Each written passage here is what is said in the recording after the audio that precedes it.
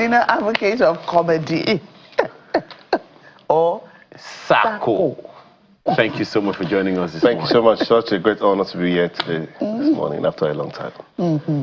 Happy New Year, sir. Same to you, sir. Let's start from somewhere. How have you been? Awesome. It's been amazing. There was something must laugh. Halifax must laugh. We had Halifax must laugh. We had Bolton must laugh. We had Waterloo must laugh in Canada. So, but we haven't heard Lagos must laugh. Lagos, obviously. Very soon we'll have Lagos must laugh. But someone is already using Lagos must laugh, so probably we'll look for another name to say something must laugh. Ikeja must laugh. Channel TV must laugh. Okay. Well, Channel TV will laugh on December 26th. Oh, beautiful. DSS. Oh, beautiful. I hope you will be here to laugh them. Yes, we'll laugh. You are keeping track of your invitations. You know you are not speaking loud. Speak soft. That's conversation for me. Anyway, thank you so much again for being here, Saco. Thank you, sir. How's it been? It's been a while. It's been a while because I've been in and out of the country. There have been events, and it's been a great year. Yes, it's been a great year. In Halifax, Waterloo, in New York. It's been good. Very proud. It's been a journey. So I'm grateful to God for how far He's brought us. Okay, how does all of that sound, looking back to when you started? Yeah, I'm excited. It's the power of consistency and the power of mentorship that has changed, that made me see bigger than where I ever imagined. So every time I'm in that place where I hope for, I'm grateful to God. And I shared with my family and also shared with my proteges to say, I'm here today, you're going to be here, and going to be a bigger space than I've ever imagined. Because for me, I met you through mentorship while I was working with my mentor, and when he was on that stage, I would imagine myself on that stage, and today I am on that stage, and I'm even done beyond that stage I ever imagined. So, the business of comedy in Nigeria, I know we've talked about this before, but I'm speaking first for the benefit of those who are probably seeing you on set for the first time, and second, for upcoming comedians in your space who are wondering how these people are so high there. You know, today, where you were is where they are. Yes, sir. So tell us about what it was back then compared to now. Yeah. Particularly, I'm talking about the industry. Yes. Because for some people, your own zenith now is their own ground zero. Yes. Okay. So yes. Just the way somebody's watching me right now and say, one day I'm going to emerge, that's the same thing that's going to happen. I've always, when I see artists, comedians on stage or being interviewed, I say, oh, one day. It never even came to mind that one day I will be there. But when you continuously give value, someone sees what you carry and even sees beyond what you carry. They say, you know, this person is supposed to be in this place. Some people, I'm in a room today, I've got into rooms where people believed in me. Just like you also believed in me and saw that I could do it, and they recommend me. So the person watching right now, the power of consistency is important. The power of consistently delivering value is important. One of the rules that I give is the 10,000-hour rules. Malcolm Gladwell says that for you to become a professional in anything you're doing, you should have done over 10,000 hours. So when you think you're doing things for free, you think you are being used. You don't know that you're building capacity for where you're going to. So my encouragement to you right now is just a matter of time. Don't envy people's journey. Everybody's journey is different. What you see today is it's a combination of when you're building a high-rise building. It comes with cement, it comes with sand, water. So I've been there. So the combination of that to get a good structure. There've been a lot of crooked ways, but God has helped us. Yeah. So with, we have quite a number of comedians. In Nigeria.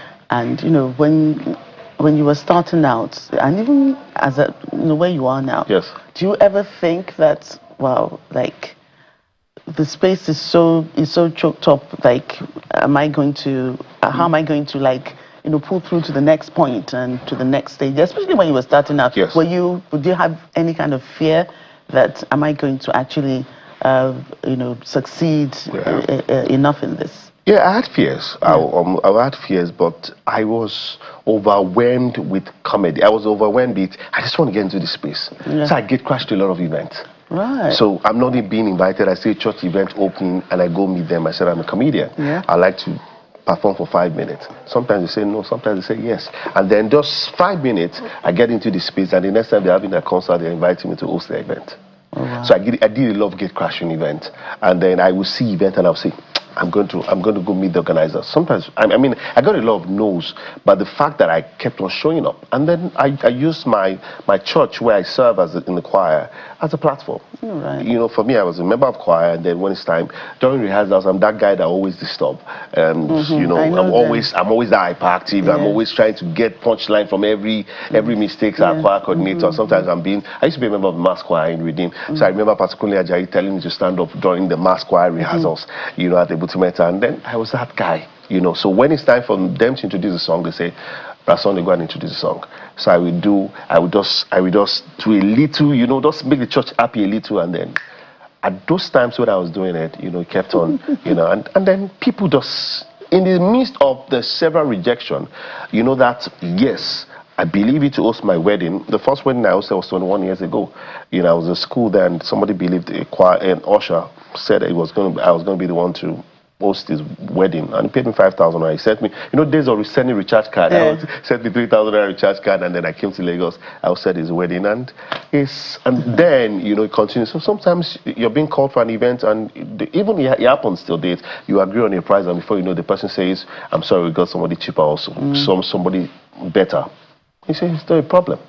You know, you just have to know that every rejection doesn't mean that it's just a phase. It's a phase. Yeah, there are very few of you who occupy the particular space of this question that I want to answer, that I want to ask now. Yes. That's diaspora. Yes. Benga Dinka does intranational, and then some also international, and a few others. But you have been playing in that space. You've Boston, you've Halifax, France, Waterloo, Waterloo, and all those things. What's the difference if we can even attempt to make a comparison between comedy in Nigeria and comedy all over the place? So I'm involved not to being only a comedian, I'm involved to being a master of ceremonies. So in my early stage, when I started professionally in 2005, I started as a comedian. But as I went to school, I realized that I needed to, so I moved to being not only comedian, I call myself the compare with a sense of humor. To say, because some comedians are, so in the light, some people feel so scared when they see comedians, because they feel that comedians will just make jest and say things they're not supposed to say. So I just toned it down to say, I'm not just a comedian, I'm compared with a sense of humor. So when I do comedy, I've done comedy in London, in Portugal, in France, in Canada several times, in America several times. It's a part of comparison. You know, when my first trip outside Nigeria was Ghana in 2010, and then what I did was compare how they lived in Ghana and how we lived in Nigeria. So when I want to mention the Lekki of this world, I look for the words, the eyebrow area in Ghana, so I compare. So the power of comparison has helped me when I go to those countries. But I can say for a fact that I love Nigeria, because when you come back, you see, and just the way comedy gives you feedback, you get your feedback immediately. You also get your feedback also in Canada. I had challenging time cracking jokes in Canada, because especially when you see white audience, you have to be very intelligent to know the kind of comedy that you say. You can't use the word FAT, you can't use the word, you have to be careful of the words that you use around them. You know, you can get away with some things in Nigeria, but I began to get more education about how to communicate and how to bring humor in those countries. I think that's been the helping factor. When I get feedback from white guys, said, "You made me laugh," and I said, "Woo."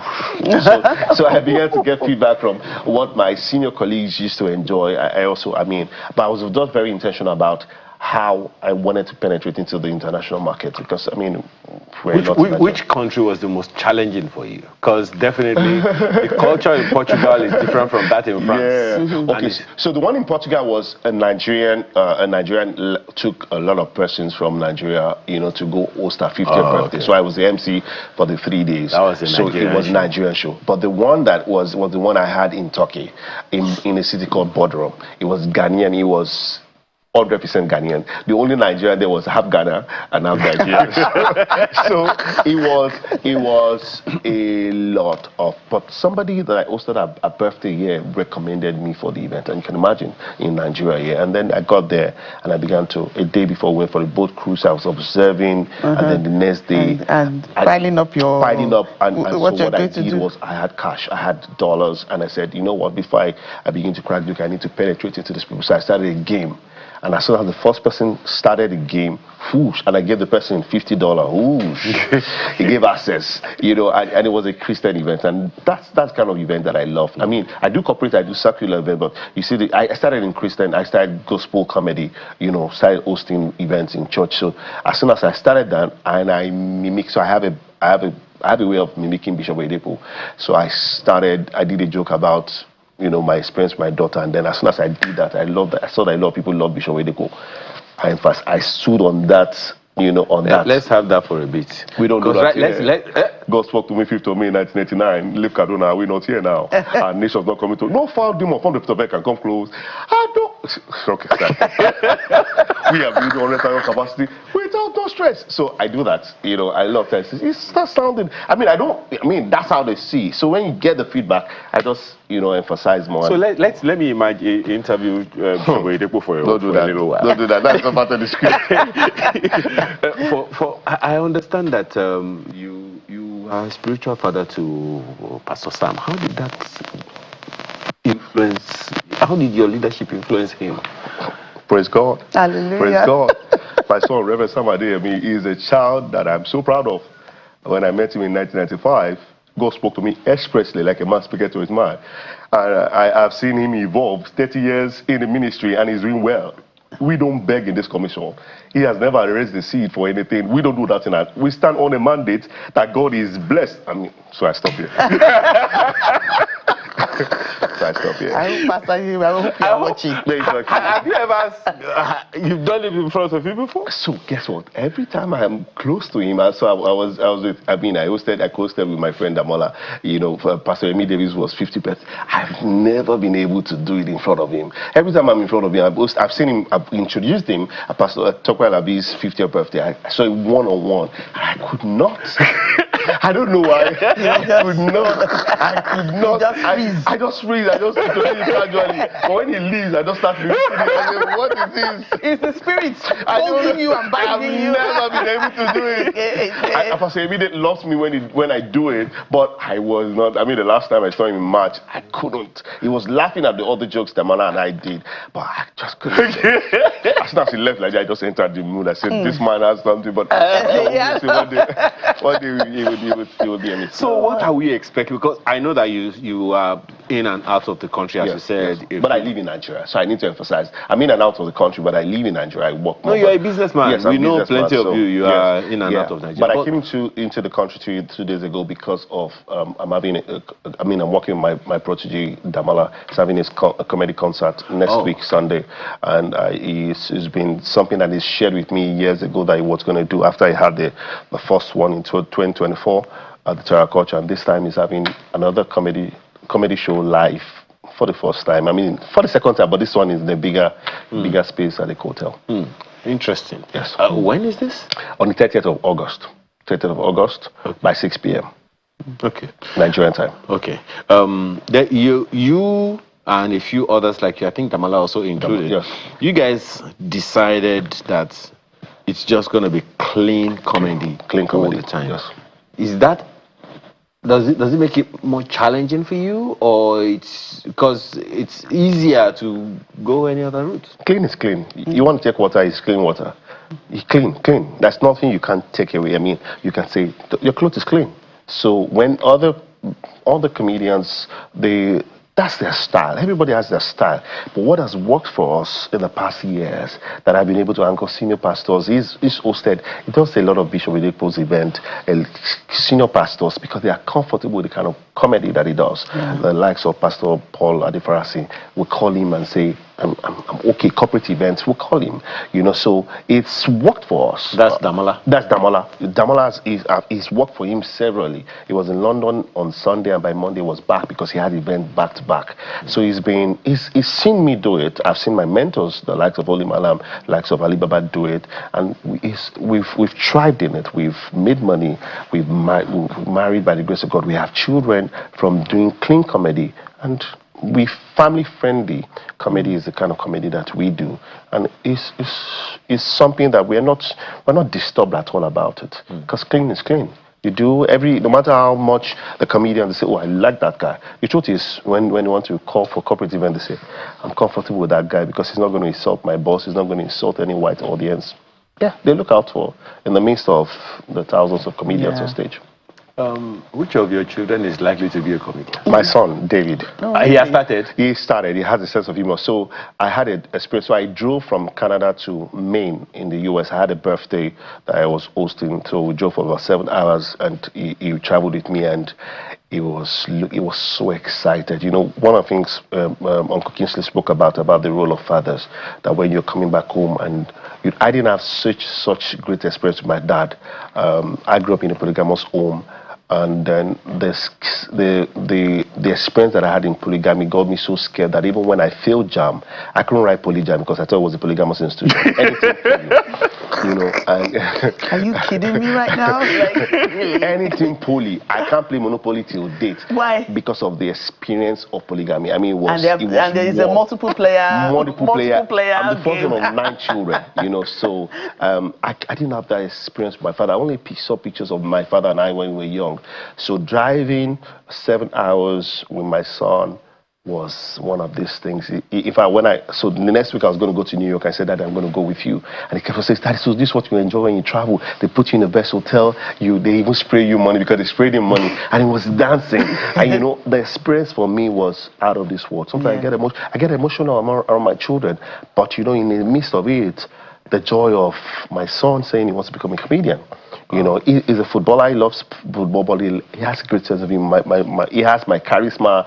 He does some things like me, and I say, you know what, just enjoy yourself. You can do it all. Yeah. You know, so my daughter has a great sense of humor also. You know, she likes to mimic, she likes to draw, and then I've started mimic. Yes. So my son can mimic. My daughter can mimic. Both of them are on the right path. Yeah. So everyone, my son especially. Yeah. What you don't know, Joke, is what? Is that the wife has a tremendous sense of humor. Yes, she does. She does. It's the family affair. Yeah, it's the family affair. Because they're seeing results. You know, when you see results of how, you know, what we do, and they see that, oh, that is me. And I let them know, this is what I do. This is what I do. Yes. We have to thank you very much for your time this morning. Thank Saco is a popular, you said, for those who need to laugh. Yes. Who need the healing. Yes. Of laughter. You talked about Damola's concert, live in concert on the 30th of August. Okay. Yes. All right. Yes. Thank you so much for your time this morning. Thank you so much, sir. Nigerian stand-up comedian, professional master of ceremonies, actor, event consultant. Yes, actor part. We'll talk about it some other time. with a sense of humor. Yes. Is it compare with? Yeah, compare with the sense of humor. etc. Yes. Thank you so much again. Thank you so much for having me. I appreciate you greatly, sir. Right. Thank you.